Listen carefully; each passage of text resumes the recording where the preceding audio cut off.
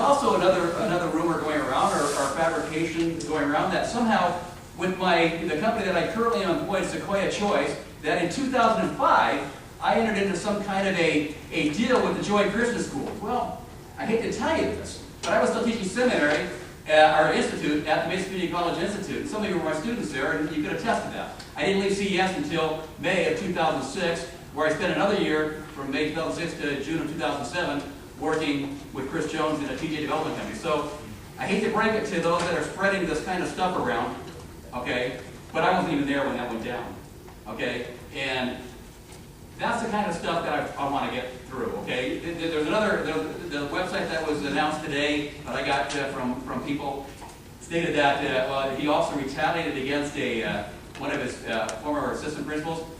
Sorry, yeah, we've already spoken to the press about that one. The facts are well known on that one as well. We can have a civil politic without being uncivil.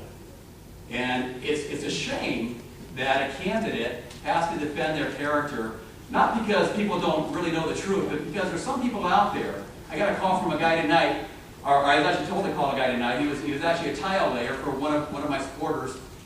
He says, call this guy. He thinks you're a liberal. He thinks that you're really a Democrat. He thinks that you're an open board person. I'm going, oh my gosh, here we go again. So I called him, and after about 20 minutes, he was like, oh, gosh, I didn't know that. You really are a Republican. You really want a secure border. There's a lot of things being said, and I just want you to know, if you don't hear from me or my campaign, be careful of what you hear, because it's probably not true. Okay? And if you really want to know, ask me. My phone number is 480-861-6931. That's my cell. You can call me anytime, and I want to have a dialogue with people. One of the things that I'm running on is the fact that I want to listen to what you have to say. And I see a lot of stuff coming through that I don't like to see, but it's there nonetheless. I want to hear what everyone has to say, so that when I do make decisions, they're based on everybody's input. Having said all that, I'd like now to get to questions. Can you repeat this phone number again? Okay.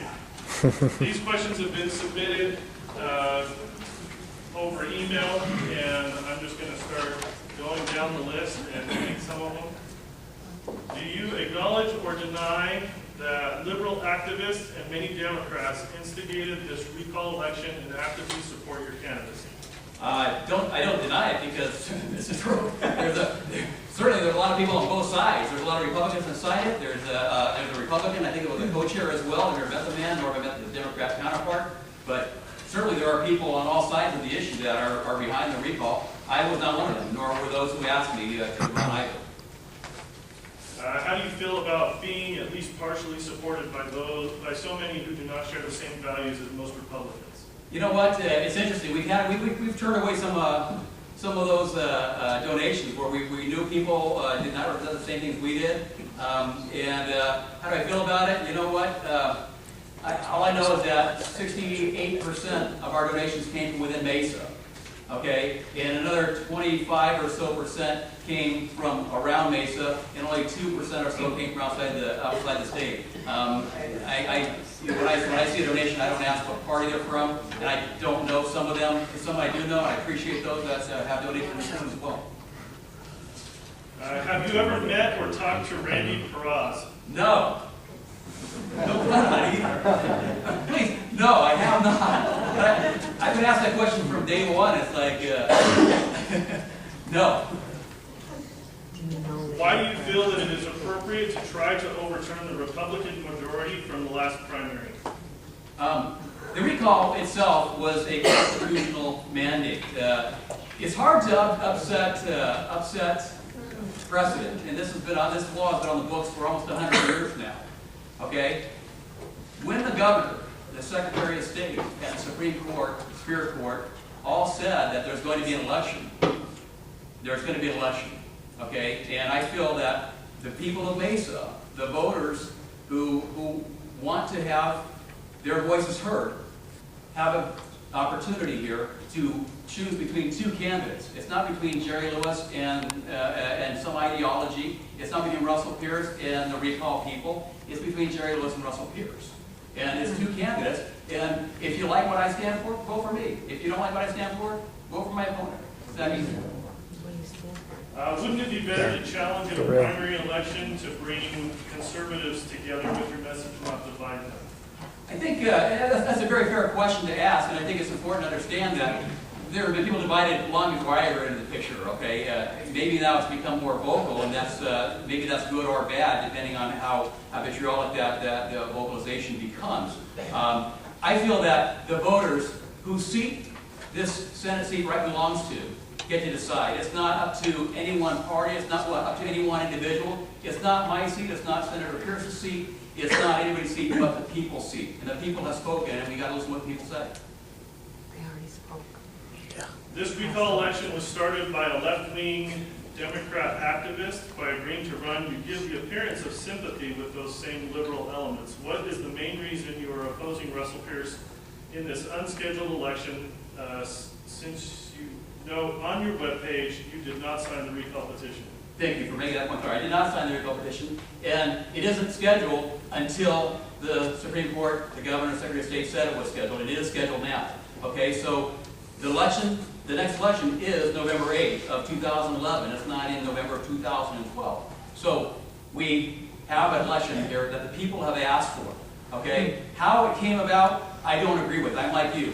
If we don't like the recall, okay, we have to change that law. If that's what we really decide we want to do. But that's not the question here. The question here is we have two candidates to decide upon. Okay, so I'm just going to ask this one little part again. What is the main reason you're opposing Russell Pierce in the unscheduled election? Okay, the main reason is I've sat for the last 5 or 6 years and I've watched what's happened to the image of Mesa, the image of Arizona, to the representation that I felt was lacking in our district. I've seen a lot of people be hurt in their businesses and whatnot, and I've been pretty much a part of watching these people who have been hurt by this, and I've listened to them. I've talked with many people who have talked with my opponent about these things, and I've asked him to try to be a little more civil about it and to change his tone and so forth, and they've come back saying it's still the same. And I supported him originally, okay, but I lost that support when I realized that good people were talking to him, okay, we're not able to make any kind of change on him, and I respect the fact that he stands by what he says he'll do. However, I personally felt that he had gone beyond the mark, and when I was asked, okay, at first they didn't want to do it because I am not a politician, as you can tell. Okay, and it took 2 tries to get me and Janet to be convinced that this is what we wanted to do. And I will tell you this also. Saul Alinsky, Randy Peraz, George Soros, Barack Obama, or whoever else, they're not behind me. This is my decision. This is something that I felt very personally on my own. And if some people think that they are I'm in their back pocket or I'm being pulled by them, not so. And those that know me know better that I'm not someone's puppet. Recalls are very contentious situations. They stir the anger of those who feel this is overturning their votes. If you knew that stepping down from participating in this recall would heal the anger in this election, why would you not do that? People choose to be angry or happy. That's a choice people make. I cannot change their anger or their happiness. That's a personal decision. If people want to be angry over this issue, that's their choice. I do not want to interfere with that. I believe that people have a choice to make in terms in the ballot booth. They also have a choice to make in terms of how they look at this. I will not get into their judgment or value system. That's something they have to decide for themselves. If you haven't noticed, these are kind of themed. I'm going to go through the themes and we'll move through those themes here. What do you know about the group called Citizens United for Progress that is spending money to promote you by name and smear Russell Pierce? The group's printed material claims it's not authorized by any candidate or candidate's campaign committee. It's not registered with the Secretary of State, has no website, can be found.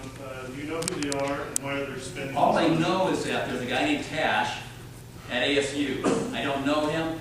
And the first thing I got from them, actually I came home, I took the fall break to go see my son and daughter-in-law and grandson for the fall break. We came back, we had a bunch of mailers, and I saw some for me. I go, oh, I didn't realize their mailers already gone out. And I realized, oh, this isn't us. There were 3 of them, and I'm going, wow, who did this? And then I see this thing from Helen Purcell, it looked like, one of these official things. I go, oh, they were going to tell the people that Olivia's right on the ballot. I go, wait a minute, this is the same people that did this in here. And I go, who is this? I don't know. Okay? And I want to tell them, you know, I appreciate the fact that they're trying to help the process here.